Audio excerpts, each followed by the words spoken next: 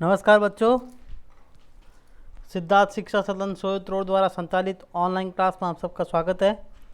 मैं आपका संस्कृत का अध्यापक गोविंद चौहान हूँ।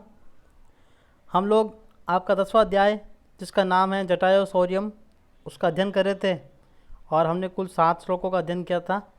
आज हम उसके बाद के श्लोकों का अध्ययन करेंगे। तो देखिए 8वां श्लोक क्या है। ततो अस्य ससरम चापम मुक्ता मणि विभूषितम चरणाभ्याम महातेजा बभंजास्य महदनु। देखिए सबसे पहले शब्द है ततो अस्य। तो ये मूल शब्द जो है वो है ततः धन अस्य। मूल शब्द जो बच्चों है वो है ततः धन अस्य। ततः जो शब्द है उसके पीछे लगा रखा है विसर्ग लगा रखा है और विसर्ग के बाद में आया हुआ है अस्य यानी अ। अस्य का जो पहला वर्ण है वो है अ। तो विसर्ग के बाद में अ आया हुआ है। अब ततः के अंदर विसर्ग से पहले भी अ है और उसके बाद में भी अ है। तो यहाँ पर होगी बच्चों उत्विसर्ग संधि। उसका नियम क्या होता है वो सुनिए एक बार। उत्विसर्ग संधि में क्या होता है, यदि विसर्ग से पहले अ हो तथा उसके बाद में अ हो या फिर वर्ग का तीसरा चौथा पांचवा वर्ण हो या फिर य र ल व ह हो तो विसर्ग जो है वो ऊ में बदल जाता है और फिर उसके पहले वाले अ में मिलकर ओ में बदल जाता है। इसलिए जो ततः शब्द है, ततः में पीछे विसर्ग था और उससे पहले अ था और उसके बाद में अ आ रहा है। अब एक अ का अलग नियम होता है जो इसके साथ ही है। यदि विसर्ग के बाद में अ आता है, पहले भी अ और बाद में भी अ, तो नियम तो सेम रहेगा। विसर्ग का ऊ बनेगा और वो पहले वाले अ में मिलकर ओ बन जाएगा। लेकिन बाद में जो अ आ रहा है उसको हम अवग्रह में बदल देंगे। अवग्रह किसे कहते हैं, जो आपको यहाँ पे ड की तरह दिखाई दे रहा होगा वो अवग्रह है और इसे अ ही पढ़ा जाता है। लेकिन इसके उच्चारण में थोड़ा कम समय लगाते हैं। अगर मैं ऐसे बोलूँ ततो अस्य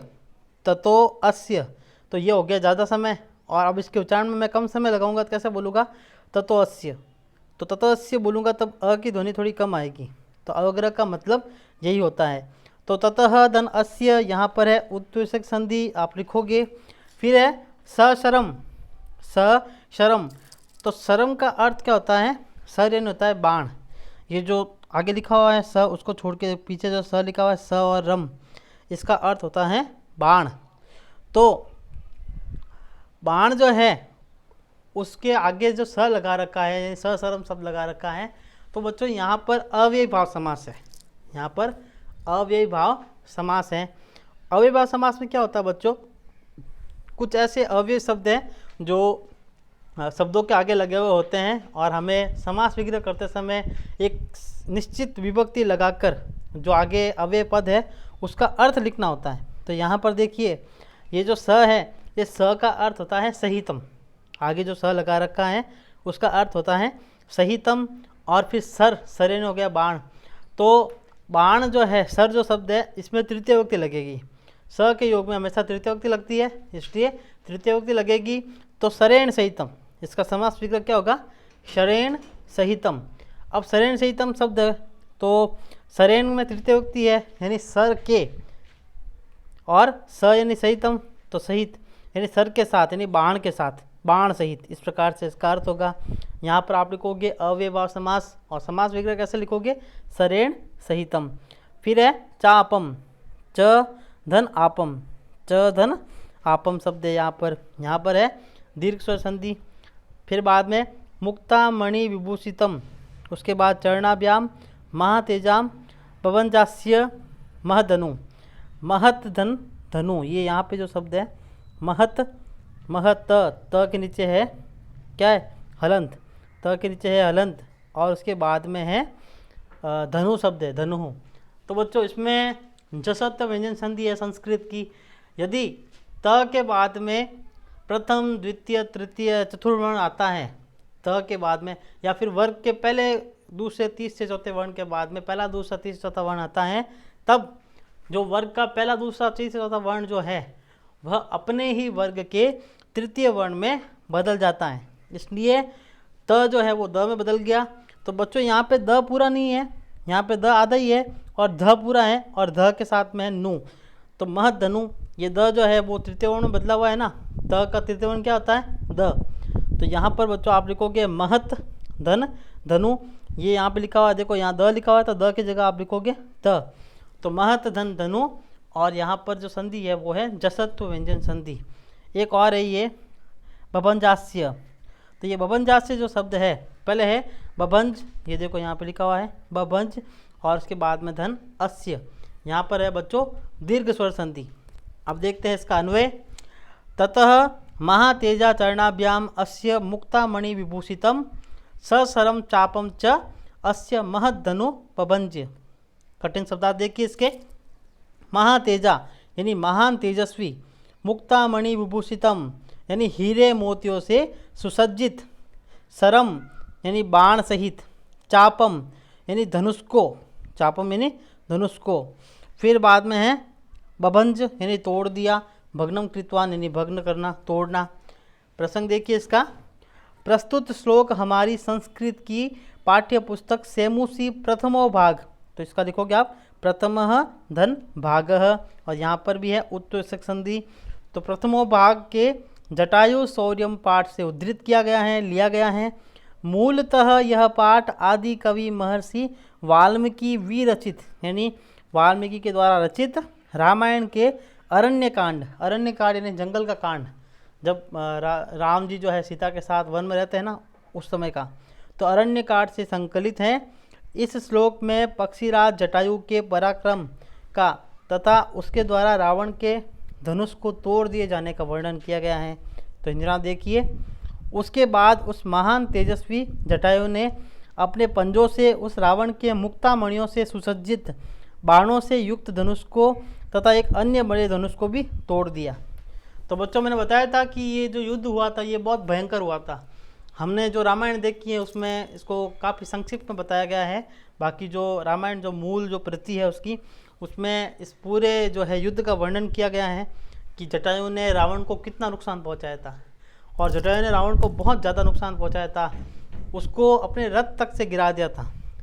तो यहाँ पर उसके मुक्तामणियों से सुसज्जित एक बहुत अच्छा जो धनुष था, बाणों से युक्त जो एक धनुष था, उसको एक और बड़े धनुष था उसको भी तोड़ दिया।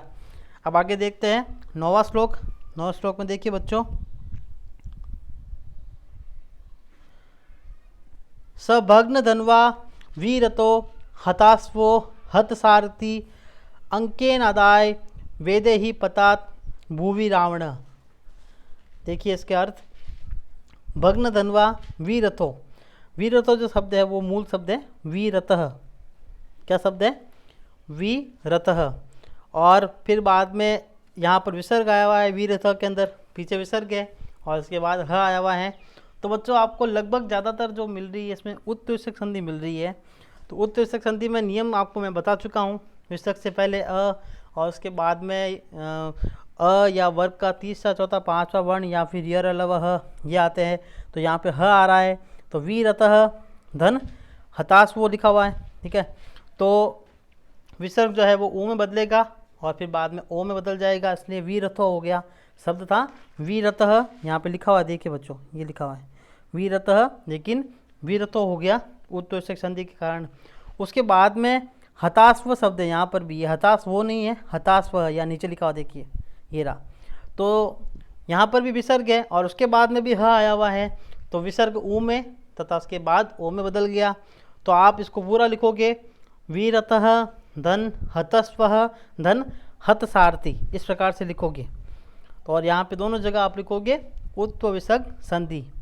अंकेन आदाय, अंकेन धन आदाय शब्द क्या है अंकेन, दोनों शब्द को देखिए यहाँ पे ये रहा अंकेन, उसके बाद में आदाय, तो आप लिखोगे अंकेन धन आदाय।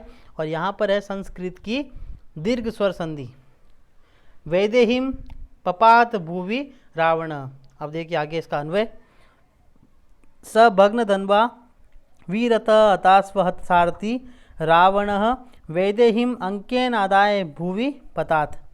कठिन शब्दार्थ देखिए, भग्न धन्वा जिसका अर्थ है टूटे हुए धनुष वाला, भग्न धनु यस्य स यानी जिसका धनु, जिसका जो है धनुष वो टूट चुका है, जिसका धनुष टूट चुका है उसको बोलेंगे भग्नः धनु यस्य स। फिर है वीरतः यानी रथहीन, जिसका रथ नहीं हो, जिसके पास रथ नहीं हो। फिर है हताश्वः, हताश्व यानी मारे गए घोड़ों वाला, जिसके घोड़े मर चुके हो। हता अश्वाहा यस्य स, जिसके घोड़े मर चुके हो।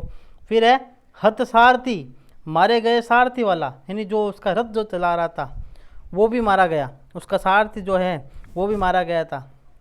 वैदेहीम, वैदेहीम यानी सीता को, वैदेही सीता का दूसरा नाम है, मैं बताया था आपको, उसका पर्यायवाची है और यहाँ पर द्वितीय विभक्ति लगा रखी है इसलिए को कारक चिन्ह आया। तो सीता को अंकेन, अंकेन अंक किसको बोलते हैं बच्चों? गोद, अंकिन होता गोद, अंकेन यानी गोद में। आदाय, आदाय का अर्थ है लेकर या गृहीत्वा। गृहीत्वा में आप लिखोगे गृह, ह के नीचे हलंत लगाओगे, धन कत्वा। यहाँ पर संस्कृत का कत्वा पढ़ते हैं। कत्वा पढ़ते के बारे में मैं आपको एक बार और बता चुका हूँ पहले, अभी आप वापस सुन लीजिए। गृह धन कत्वा कैसे लिखेंगे? आधा क, आधा त और वा। कत्वा के अंदर से क का लोप हो जाता है और त्वा शेष रहता है। फिर उसके बाद में इसका अर्थ क्या होता है? इसका अर्थ होता है करना, करके या कर। तो गृहीत्वा का अर्थ हो गया देखो लेकर। अब देखिए आगे आदाय जो शब्द है ये, इससे पहले जो शब्द है आदाय, आदाय में आ धन दा धन ल्यप दोनों एक ही प्रत्यय है। कत्वा और ल्यप प्रत्यय जो है उन दोनों का समान अर्थ है करना, करके या कर। बस इन दोनों में फ़र्क ये है कि कत्वा प्रत्यय में आगे उपसर्ग नहीं लगाया जाता और ल्यप प्रत्यय में हमेशा आपको एक उपसर्ग जरूर मिलेगा। तो आ धन दा धन ल्यप आप इस प्रकार से लिखोगे, आ धन दा धन ल्यप लिखोगे और यहाँ पर ले प्रत्यय हो गया और गृहीत्वा में हो गया कत्वा प्रत्यय। फिर देखिए भुवि, भुवि का अर्थ है पृथ्वी पर। पपात यानी गिर पड़ा, अपतत।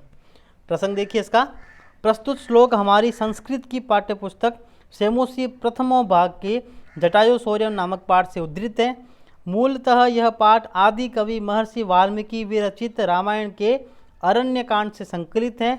इस श्लोक में जटायु के प्रहार से घायल हुए रावण को सीता के साथ पृथ्वी पर गिरने का वर्णन किया गया है।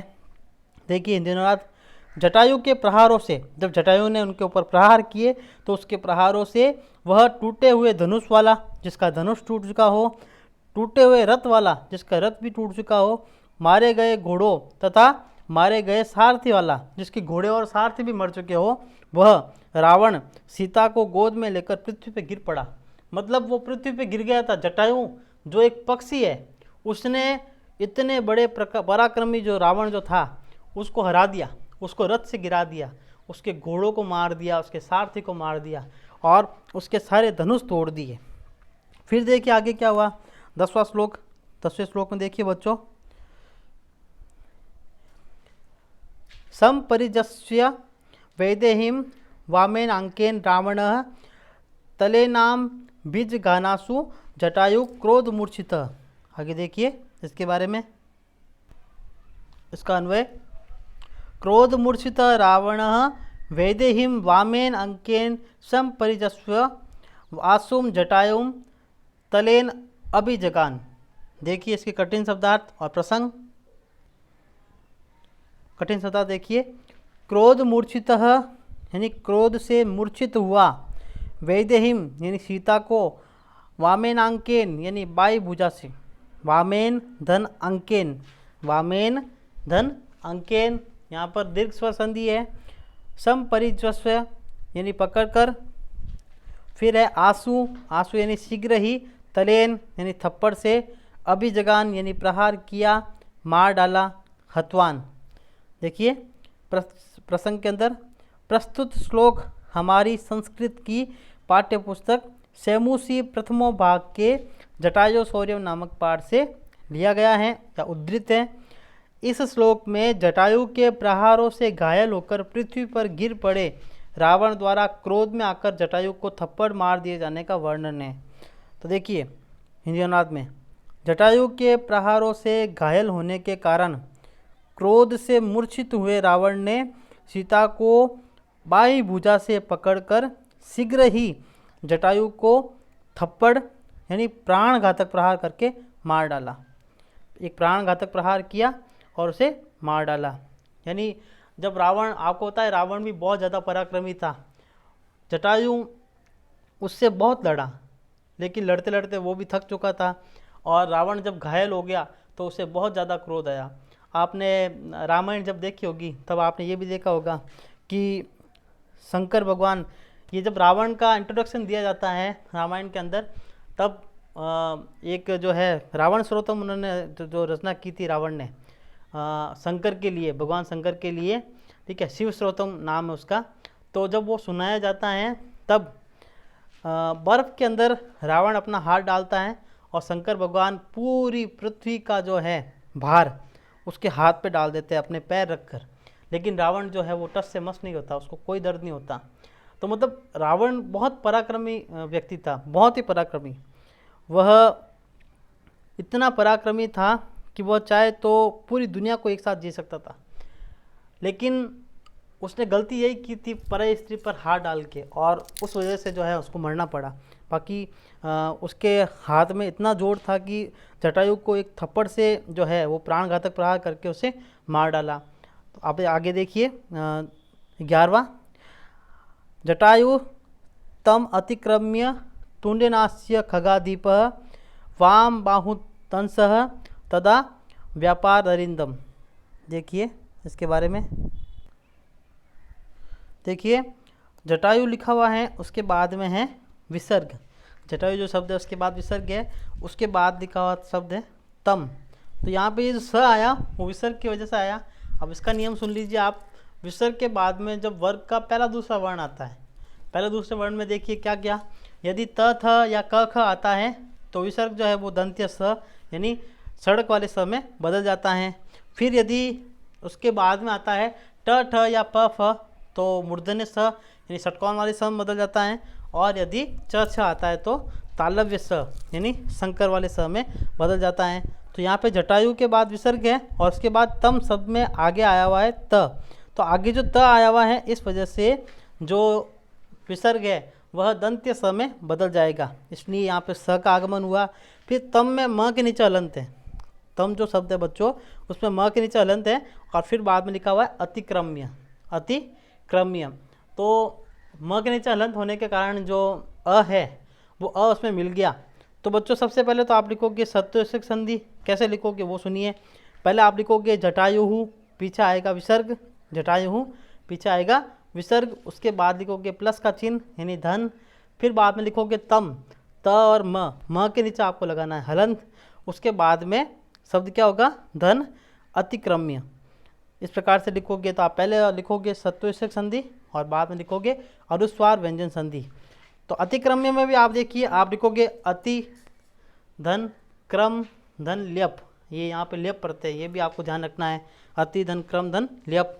फिर बाद में लिखा हुआ है तुंडेनास्य, तो तुंडेन धन अस्य, तुंडेन धन अस्य, यहाँ पर दीर्घ स्वर संधि है, ठीक है। अब उसके बाद में यहाँ पर पीछे एक और शब्द है, ये है व्यपहार। तो ये देखो व्यपहार जो शब्द है व्यपहारम, यहाँ पे त लगाना पीछे, ये जो दरिंदम शब्द लिखा है ना, तो यहाँ पर दरिंदम शब्द नहीं, ओके, यहाँ पे अरिंदम शब्द है। तो आप लिखोगे व्यपा, फिर बाद में हरत, व्यपा हरत, त के नीचे हरंत लगाओगे, धन अरिंदम, अरिंदम लिखोगे, और यहाँ पे लिखोगे आप जसत्व व्यंजन संधि। अब देखते हैं इसका अन्वय और इसके कठिन शब्दार्थ वगैरह। तो देखिए सबसे पहले इसका अन्वय, अरिंदमः, यहाँ पे आया और देखो बच्चों ये अरिंदम शब्द, तो अरिंदमः खगादीपः जटायु तदा तुंडेन तम अतिक्रम्य अस्य 10 वाम बाहुन व्यपहार्यत। देखिए अरिंदम का अर्थ है शत्रुओं को नष्ट करने वाला, शत्रुओं को नष्ट करने वाला, शत्रु दमनः या शत्रु नाशकः, खगादीपः यानी पक्षीराज, तुंडेन यानी चौथ से, मुखेन या चंचुआ।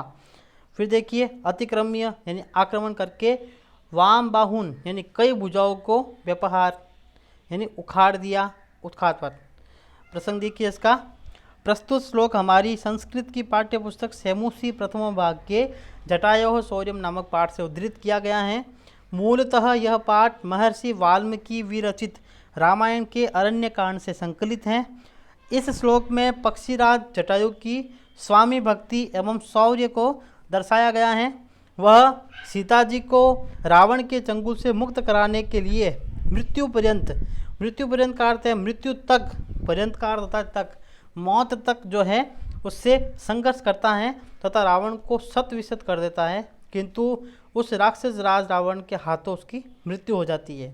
तो देखिए, शत्रुओं का विनाश करने वाले, हिंदी अनुवाद पढ़ रहा हूँ मैं, शत्रुओं का विनाश करने वाले पक्षीराज जटायु ने जब रावण द्वारा प्राणघातक आक्रमण करने पर अपनी चौथ से उस रावण पर आक्रमण करके उसकी बाईं ओर की 10 भुजाओं को उखाड़ दिया।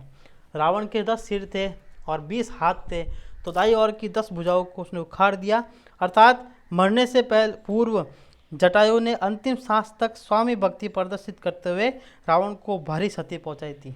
तो एक राम का जो एक छोटा सा दास, एक पक्षी जो इंसान भी नहीं है, पक्षी है, वो एक पक्षी जो है वो रावण को इतना नुकसान पहुंचा देता है। तो सोचिए, रावण के जो और जो साथ में थे वो राम के जो और साथ में थे वो सब रावण के खिलाफ अकेले युद्ध जीतने की क्षमता रखते थे। हनुमान जी चाहते तो रावण को एक झटके में मार के सीता जी को वापस लेके आ सकते थे, लेकिन ये सब राम जी ने कहा था कि ये मैं करूँगा, उसका अंत जो है वो मेरे हाथों लिखा गया है। वरना जब हनुमान जी जो है वो सीता माता से मिलने के लिए जब अशोक वाटिका में जाते हैं, तभी वो बोलते हैं कि आप मेरे साथ चलो, मैं आपको वायु मार्ग से राम जी के पास पहुंचा दूंगा। लेकिन सीता जी जो है वो उस चीज़ को मना कर देती है। वो एक पतिव्रता नारी होती है जो बोलती है कि मैं कभी किसी अन्य व्यक्ति को स्पर्श नहीं कर सकती, इसलिए राम जी खुद आएंगे और मुझे छुड़ा कर लेके जाएंगे यहाँ से।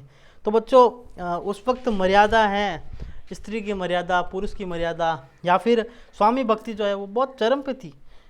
मतलब एक पक्षी, एक वानर, वो जो है अपनी स्वामी भक्ति के लिए अपनी जान देने के लिए तैयार हो जाते हैं, और जान दे भी देते हैं, तैयार नहीं, जान दे भी देते हैं। ऐसे स्वामी भक्त जो है हमारे संसार में राम जी के समय हुए थे। तो बच्चों, आपका ये जो है पाठ ख़त्म हुआ। आप लोगों को ये 4 श्लोक आज जो लास्ट पढ़ाए हैं वो अपनी उत्तर पुस्तिका में करने हैं और होमवर्क में मुझे भेजने हैं। धन्यवाद।